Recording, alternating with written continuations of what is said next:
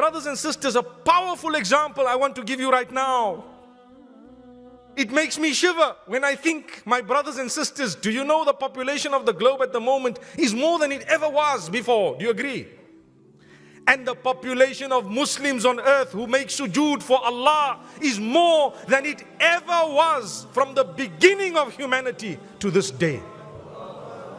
I promise you, don't lose hope in the mercy of Allah. The deen of Allah is solid, it is strong. Yes, we do have problems, we will manage them by the help of Allah.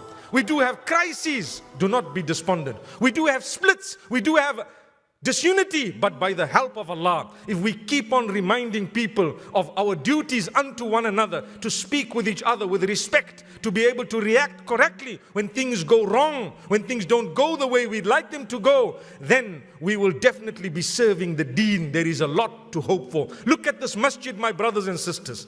I want to let you know, the masjid is packed to capacity. Isn't that a sign that we are connected to Allah? Why lose hope? This is the house of Allah. We are about to put our heads on the ground for Allah.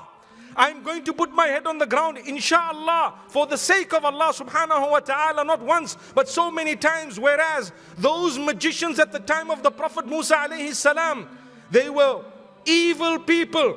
But when they turned to the deen and when they made one prostration, not two, not five, one prostration for Allah, Allah says we wiped out all their sins, granted them Jannah in return.